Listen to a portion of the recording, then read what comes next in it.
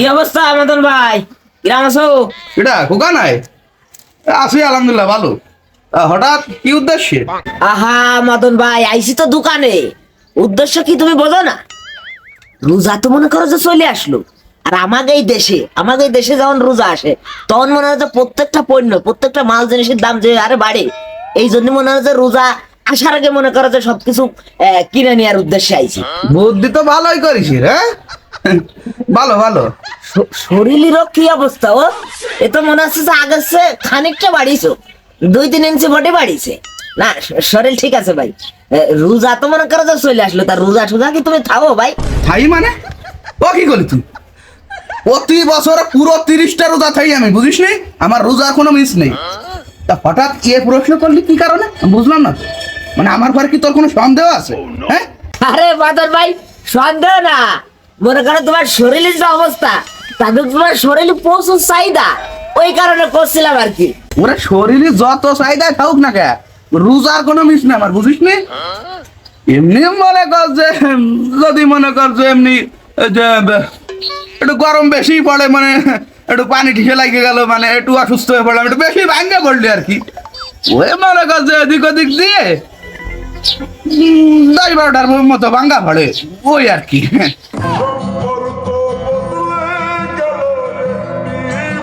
না তাই ছাড়া সব কটাই থাই, একটা মিস যায় না। আরে না না না, সে সে তো অবশ্যই বুঝতে পারছি বাদন ভাই। আচ্ছা যাই হোক, 5 কেজি ছোলা দাও তো টাস করে। সম্মানিত খদ্দের মহোদয়, আপনার অবগতির জন্য জানানো যাইতেছে যে ছোলার বর্তমান বিক্রয় মূল্য হচ্ছে 200 টাকা।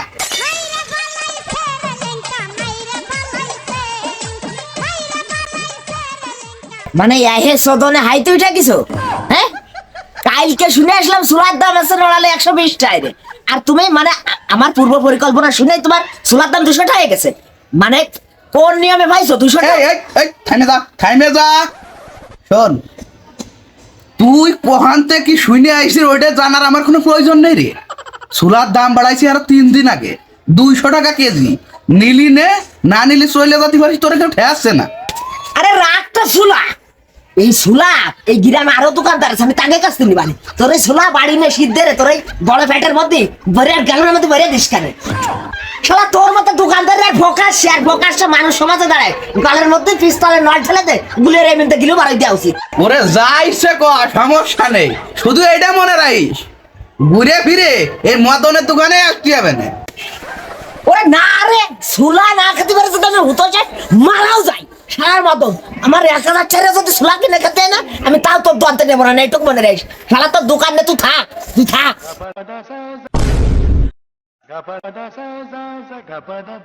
ও মদন ভাই, মদন ভাই, তাড়াতাড়ি ডিম দাও দি 2 হালি। শালা ডিমের দাম বাড়িছে ধরে বসির, ডিম কেউ কিনতেইছে না। আজ 2 দিন পরে একটা ডিমের কাস্টমার পেলাম। কি কও, ডিমের দাম বাড়িছে? মানে কত বাড়িছে? আরে বেশি না, প্রতি পিসে 2টা আরে বাড়িছে।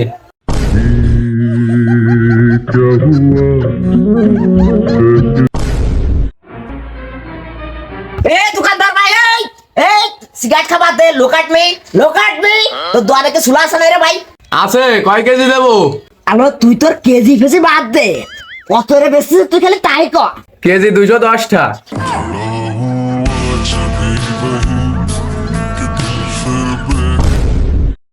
ভাই টাকা পয়সার অভাব, মন মেজাজ খুব খারাপ। কালকেও ডিম কিনে নিয়ে গেছি 12টা পিস, আর তুমি আন্নে কষ্ট 2টা বেড়ে গেছে। মানে পাগল না ঠায়, তাড়াতাড়ি ডিম দাও। আরে পাগল, ডিম তোরা দেবো না তা তোর আমি কোনো সময় কইনি রে।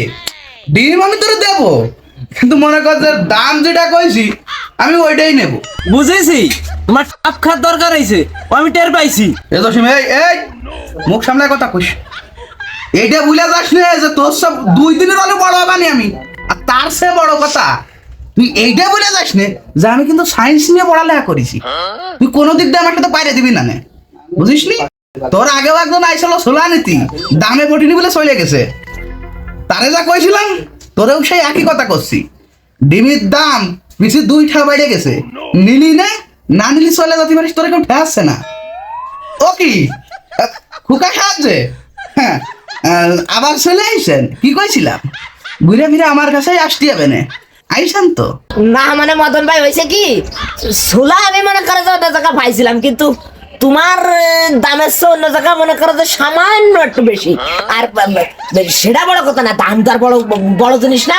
মনে করো যে আমি তো তোমার এই জায়গাটা পুরোনো কাস্টমার, পুরো মনে করো যে দানা পড়ে গেছে, তাই ভাবলাম কি আর ও জায়গাতে নিয়ে আর কি হবে, তাই তোমার এনতেই নেই ভাই।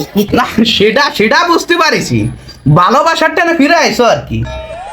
ও কি তুই এখনো দাঁড়ায় রয়েছিস তোর তো কয়াই দিলাম নীলি নে নালি কাইটে পড়। না না, ডিম আমি নিবানি, ওই 12টা এরাই নিবানি, কিন্তু তোমাকে মতো দোকানদার রে কিভাবে সাহায্য করতে হবে আমার ভালো করে জানা আছে। মানে অল টাইম তোমাকে তুলো জোড়া উঠতে হবে, বোঝো নি?